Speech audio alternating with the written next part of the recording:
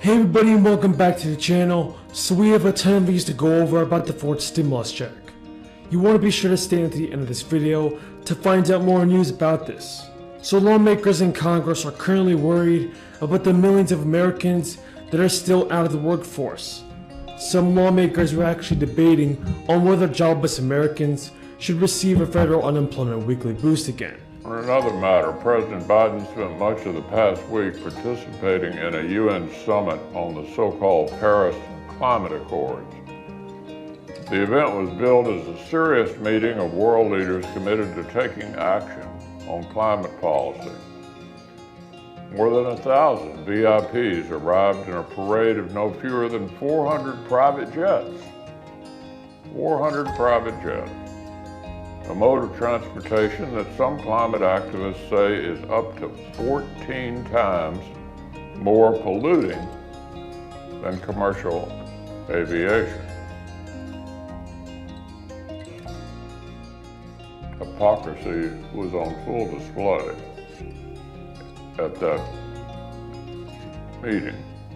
The topic of discussion was a bad deal that after 6 years has failed to hold any of the major signatories to their commitments on reducing emissions. But of course that hadn't stopped President Biden from rejoining it. The president went as far as apologizing that the previous administration had let the U.S. reduce its emissions from outside the deal. He pledged that now the United States, quote, will do our part. Now, exactly what that means is not clear. The United States succeeded in cutting its emissions more from outside the Paris deal than any other major country managed from inside the deal. So President Biden apologized for outperforming the deal, and his counterparts welcomed America's new commitment to reduce U.S. emissions 50% by 2030 without a single specific on how to achieve it. Now, while America's emissions have fallen, the world's leading carbon emitter apparently has a free pass to keep on increasing its emissions until 2030. According to China's own representatives, their massive and thriving economy is still in a, quote, special development stage. Special development stage. We're talking about a country that built more than 3 times as much new power capacity as the rest of the world combined in 2020. Meanwhile, one outside analysis indicates that getting America even close to net zero emissions by 2050 would mean cutting our own GDP by nearly 12% annually. That's trillions of dollars shipped out of this country every year. Competitors like China. Number of critical nominees for our national security and is going to be shamefully blocked. He's been a great fighter, not only for these men and women, but on foreign policy in general, one of the great leaders. And his passion for this issue comes from a desire to have us have the greatest strength abroad, diplomatically and geopolitically as well. So I can't thank him enough. And Mr. President, of all the mandates of the government, the most important is protecting the American people from threats, foreign or domestic. To do so, the President relies on an army of dedicated public servants, our expert ambassadors, diplomats, undersecretaries, assistant secretaries, who play a critical role in our government. But for months, some Senate Republicans have gone to great lengths to place pointless holds on over 100 of these nominees. The consequence, scores of empty desks in the State Department, in our embassies, in the Department of Treasury and other agencies. These nominees are not controversial. They're routinely confirmed by consent in this chamber until a few people decided that they wanted to make a big show of this for whatever reason, No one ever did this before. No one ever did this. Maybe one individual nominee here and there, but not all of the nominees. So risking the security of the United States. By this point in the Trump administration, for instance, both sides worked together to confirm 32 ambassadors by voice vote.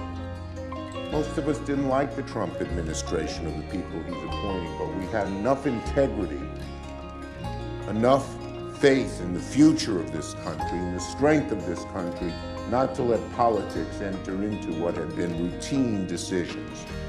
Right now, Republican obstructionism has meant only 4 nominees have been agreed to. So, the bottom line is, let me be clear. Republicans who are holding up these nominees are endangering our national security, making it harder for our country to respond to threats at home and abroad. We hear a lot of talk about national security on the other side, but when it comes down to is they're preventing 32 State Department nominees and 10 Defense Department nominees for quick confirmation. That is wrong, and I would hope that they would think about it and let these fine people go through the way it has been done under Democratic and Republican administrations in the past. I thank my colleague from New Jersey once again. Exceeding expectations, employment rose by an impressive 531,000 last month, and the unemployment rate edged downward to 4.6% alone. The growth in new jobs was widespread across a large number of sectors.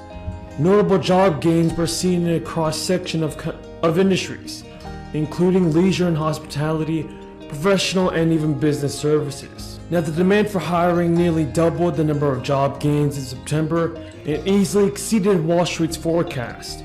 Economists polled had predicted 450,000 new jobs would be created. In October, the number of long-term unemployed decreased by 357,000 to 2.3 million, but it is 1.2 million higher than in February 2020. Though payrolls have grown every month so far in 2021, the economy remains more than 4 million jobs short of its pre-crisis levels, following plunges in employment between March and April of 2020. So although the rate of jobs created is reassuring, the number of people who joined the workforce was disappointing, only rising by 104,000. This brings us to a labor participation rate of only around 61.6%. So there are various reasons why people are not returning to the job market and staying on the sidelines. So while the recent government data shows that over 10 million jobs are available, it doesn't mean that the roles sync up with the millions of people who are looking for a job. And we're now at a point in the crisis where employers are desperately hiring employees and not laying them off. Many who saw unemployment benefits are continuing to receive those benefits, rather than returning to work. Pennsylvania House of Representatives has passed legislation to ensure that people on unemployment cannot actively avoid employment. So, President Biden's climate and social spending bill is facing a threat of changes in the Senate, as Democrats navigate a slow majority and tricky budget rules. Even as House Democrats have spent days agonizing over trying to work out an agreement that could win over nearly all their members, ultimately punting it until at least mid-November, as moderates push for an analysis of the bill. Senate Democrats are warning that it is likely to change once it reaches their chamber. The bill faces prolonged challenges in the Senate, an even narrower majority, complex rules governing what can be in the legislation, and a chaotic process that lets Republicans try to peel off enough Democrats to inject changes into the legislation or sink it all together. Bernie Sanders vowed to go down to the wire, fighting for Medicare expansion and tax policies. Plus, the House and Democratic leadership have been trying to iron out the details of the bill before it passes the House and gets set across the Capitol.